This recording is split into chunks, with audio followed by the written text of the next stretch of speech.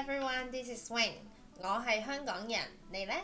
So don't forget to leave me a comment below to tell me where do you come from. So today's video is about why Cantonese is so difficult to learn and how do we fix that. As we all know, people say there are 6 or 9 tones in Cantonese. So before you get used to the tones, how do you know which tones that you're pronouncing correctly? So let's use this example, 我係香港人, and the diagram to help you understand better. Actually, we can predict the next word that is going higher tone or lower tone. The first word, 我係香港人.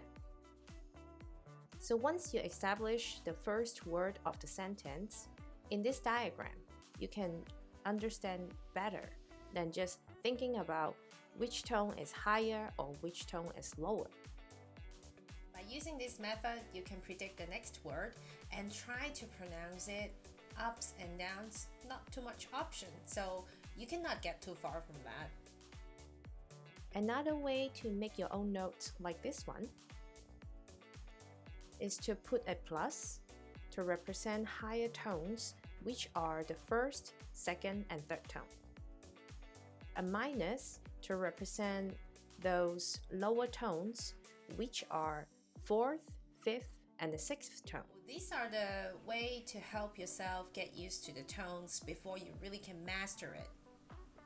But after using all these ways to help yourself get used to the tones, it doesn't mean you have to rely on this. So after a period of time, then you should get rid of these notes by only looking at the notes and remind yourself 1, 2, 3, first, second, third tones are higher. 4, 5, 6, the fourth to the sixth tones are lower. So difficulty is number 2, 粵拼. We all know this is the romanization system to help us to pronounce the Cantonese word. Like the first pronoun that we've learned, 我, which is I. 我. This is the way if you pronounce it 100% correctly. But if you find this is very difficult for you to pronounce, then you can just skip it. We all have lazy tongue in Hong Kong, so that's only make you to become more like a Hong Konger, okay? And the similar problem with this consonant or some of the final, we have another lazy tongue, which is N to L. So don't be surprised when you hear some Hong Kongers say 你 instead of 你. So listen one more time, they are different. The correct one, 你. But the lazy tongue Hong Konger one, 你. So the last one, difficult finals that I have to mention about, it just makes so many of my students struggled and they have problem with it. Okay, which is include the OE or EO in the middle, like these. I'll start from the first tone to give you some examples. First tone, 追, to chase.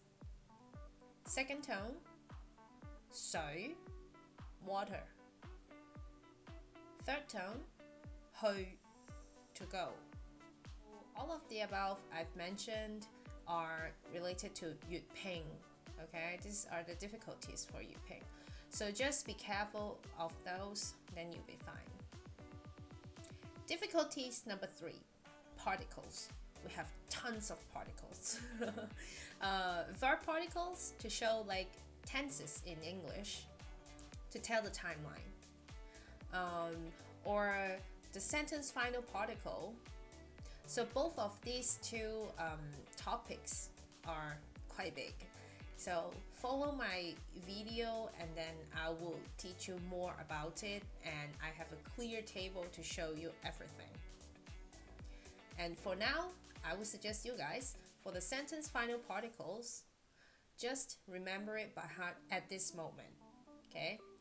When you learn more basic word, then we will talk about this sentence final particle, and you can decide to use which one to show your emotion, show your attitude, show your tones that you want to express yourself. In Chinese culture, we like things in pair, so it's like a good thing, okay? So it's just our culture. So it also make our vocabularies always go with 2 words, or when you heard some idioms, we go for 4 words. But now we are only talking about 2 words as a pair, okay? So usually Wing would call this A-B pattern.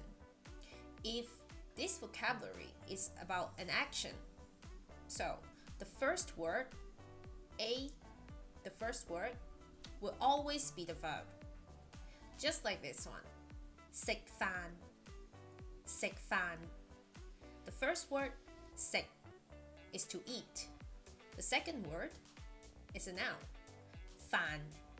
It means rice. So literally it means to eat rice. But when you put them together, A-B pattern, 食飯, it means to have a meal. Or could be really you're indicating you eat rice. So the first word A here, it's a verb.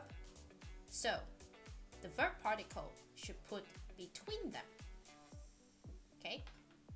For example, I had a meal. 我食咗飯. 咗, this is the easiest verb particle that we can start with. It's like an ed form in English, which is a simple past tense. So you just explain things simply, just done, and it's doesn't matter it's a quick action or a longer action. Like we can say 食咗飯. I had a meal. I ate rice. Or 佢瞓咗覺. He slept. 瞓咗覺, it means he went to bed. The last difficulties. I think this is not just about Cantonese. Same like me, I'm learning German and Croatian. Let's talk about those problems later when we have a chance. It's always come to the problem that we have to memorize those new vocabularies in a foreign language, right? So the first thing I would suggest you start to build your word bank based on some daily vocabularies. The last thing is a very, very useful, powerful way to speed up your learning progress.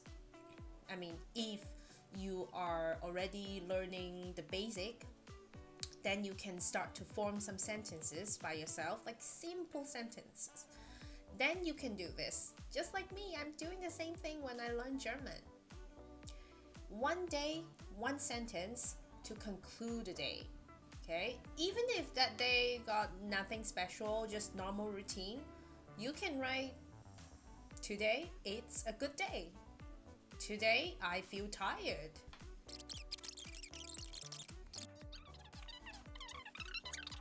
Don't forget to like and subscribe my channel so you will get the notification once I got video updates. Share to your friends or anyone that you know who is struggling learning Cantonese, or some friends of you that thinking about should they start to learn Cantonese. The answer is always yes. See you in my next video. Bye!